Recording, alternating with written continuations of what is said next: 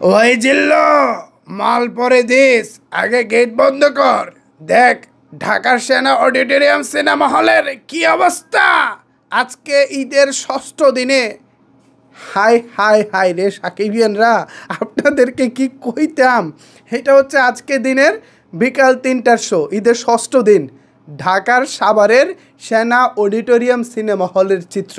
এই দর্শকগুলো এখানে কখন আসছে জানেন? শোনার পর তো আপনারা রীতিমতো অবাক হয়ে যাবেন, আর আমার মতো বলতে বাধ্য হবেন, এই জিল্লু গেট বন্ধ কর, দর্শকদের কষ্ট আর সহ্য করতে পারতেছি না। ভাই রে ভাই, কি ঘটেছে সেখানে আমি আপনাদেরকে বলবো। তার আগে আপনাদেরকে যেটা করতে হবে, বিস্তারিত জানতে একটি লাইক দিয়ে সম্পূর্ণ ভিডিও জুড়ে আমার সাথেই থাকতে হবে। আপনাদের সাথে রয়েছি আমি ওয়াসিম।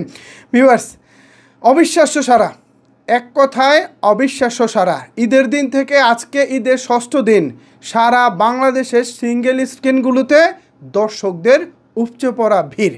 আপনারা জানেন যে বাংলাদেশে এখন প্রচণ্ড গরম পড়েছে, মাথার উপরে তীব্র রোদ।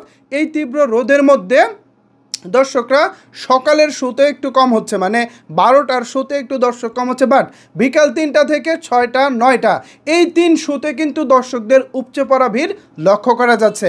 আমার সাথে এখনও পর্যন্ত যে সকল হল মালিকদের সাথে যোগাযোগ আছে, আলোচনা হয়, কথা হয়, তাদের কাছ থেকে যেটা জানতে পেরেছি সেটা হলো সবাই মহা খুশি।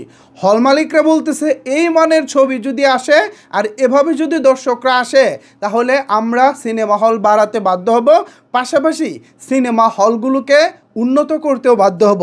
যেমনটা বলতেছিলাম যে দর্শকগুলো আসলে কখন এসেছে এটা আমি বলতে চাচ্ছি, সেটা হলো এই দর্শকগুলো নাকি সকাল থেকেই লাইন ধরে আছে বিকালের টিকিট কাটার জন্য। বুঝতে পারতেছেন ঘটনাটা?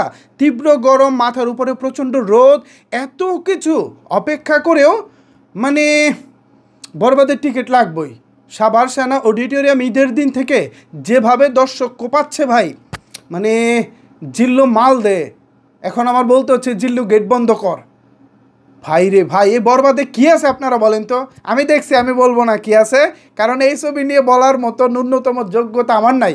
আমি আজ পর্যন্ত এই ছবি নিয়ে কোনো কিছু বলতেই চাই না, বিকজ অফ এইটা এমন একটা সিনেমা মেহেদি হৃদয় ভাই বানিয়ে ফেলেছেন যেটা আমাদের মানে সিলেবাসের বাইরে। বাংলাদেশে কখনো কেউ কল্পনাও হয়তো বা করে নাই এই ধরনের সিনেমা বাংলাদেশে হবে, এবং সেটা বাংলাদেশি কোনো পরিচালক নির্মাণ করবেন।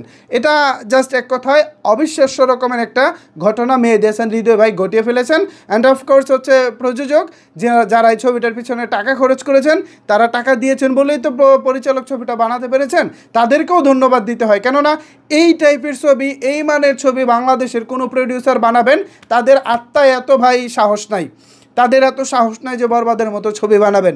ছবির মতো ছবি হলে যে ছবি চলে, তার জ্বলন্ত উদাহরণ হচ্ছে মেগাস্টার শাকিব খানের ঈদের সিনেমা বরবাদ। দেখতেই পাচ্ছেন ভিউয়ার্স, জিল্লু মাল দে না, জিল্লু এখন টিকিট দে। জিল্লু কিন্তু শাকিব খানের পিএস, অর্থাৎ আরিয়ান মির্জার পিএস।